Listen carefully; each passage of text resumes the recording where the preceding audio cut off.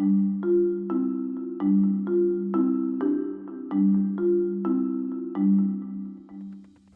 here at the University of California, Berkeley campus here in Berkeley, California, just across the bay from the Golden Gate Bridge. And we're here to watch INET, the Institute for New Economic Thinking, have a meeting with the economics department here at Berkeley's campus. These are undergrads, graduate students, and professors who are interested in the mission of INET, which frankly is quite audacious. And we're here to watch INET's executive director, Rob Johnson, as he really puts out the mission of INET and starts to engage this next generation of thinkers. Well, you want to enlist young people because we're trying to change the nature of economics with a 20-year time frame. The crisis is the onset. It's kind of a shock to us all, and it unmasks the failures of economics. But what we have to build is a much longer process in putting things back together. What I want to do is inspire young people that going into economics right now is a great opportunity. There are more economics majors, but there are also more people who get frustrated with economics and leave and go do things like financial history now at the undergraduate level. So what we want to do is help economics evolve so that they stay in the discipline, but the discipline transforms to be a better service both to mankind and to this curiosity of students. So what Rob's doing is he's going college by college by college, really talking to the leadership of these places to open up academia, to change some of the systemic ways that they do things, and to support this next generation of economists to really do creative, out-of-the-box thinking and real innovative work. I think that the discipline is looking for a way to be more relevant. And so it's really at one of those soul-searching moments. And I think it's really interesting to see a discipline say, like, we didn't step up to the plate, we've dropped the ball, and let's figure out ways that we can improve things and really be relevant to people and to policymakers to make things better for people. And I think that's very interesting. Thank you all for joining us here today. I'd like to turn this as much into a conversation as possible so that you can learn more about INET and we can all explore the challenges that confront economics as we're going forward. We're all up here, I guess, this afternoon because we're interested in applying economics to real-world problems, of which we have plenty in the wake of the financial crisis.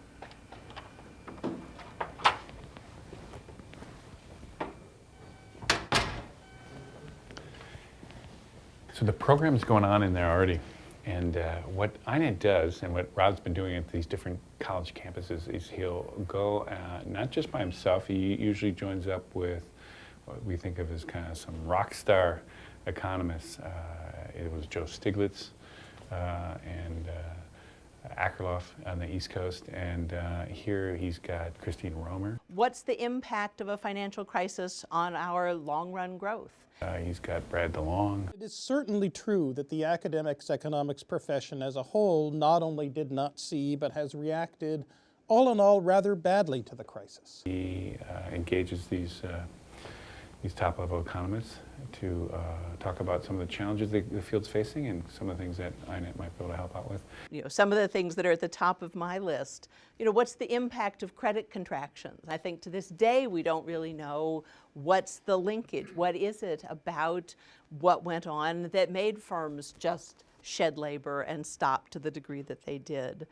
I think one of the biggest questions is going to be going forward, you know, what do we expect from consumers? Is Richard Koo right that we're in a major deleveraging and we're in for a long period of anemic demand? Or is some of our more standard consumer theory going to be correct? How do you avoid throwing out some of what was good in the old paradigm as we're trying to get new things? So what's kind of the process that you envision for sifting through the new ideas that come?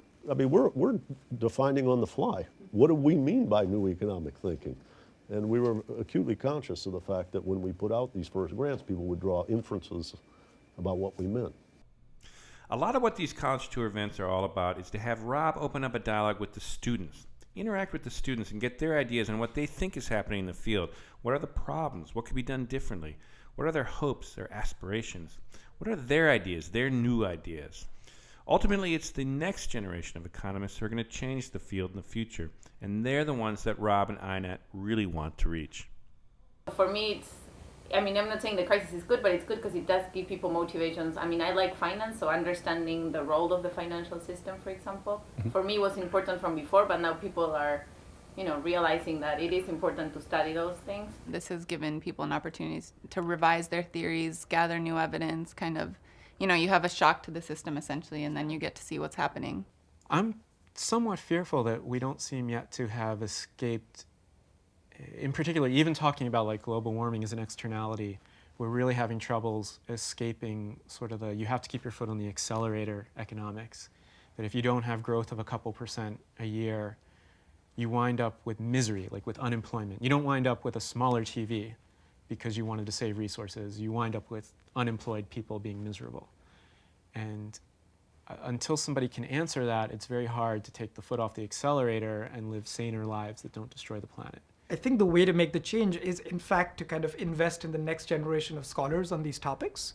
That's exactly the way to do it. And, so in some sense, infiltrate the economics profession with people who are kind of, who are thinking about these important issues in kind of new and interesting and insightful ways. I think there's a quote that scientific progress proceeds funeral by funeral. So I don't know to what extent one should expect most existing economists to change their views overnight and start doing economic history. I mean, if you've got your great endowed professorship somewhere and you got it by writing applied mathematical papers, it would take a lot to wake up and say, that work I was doing was all useless and graduate students shouldn't do that anymore and I got to do something completely different now. So I think one can't hope for too much of that, but I think the kind of funding that you have for Berkeley is great if you can get more young people to start doing other things that are more empirically relevant. Then I think over a couple of decades you could see a dramatic change would be the hope. So it's the end of a long day and a really good getting together with the economics students here at Berkeley. Berkeley is one campus among many. It's one piece in a much larger strategy.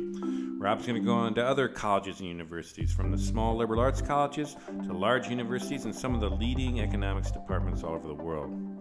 It's all about building a network of young economists, a community of economists that will think through economics over time. And part of what Rob believes is that you have to connect with individuals, sometimes face to face, have that touch, that feel, that individual notion.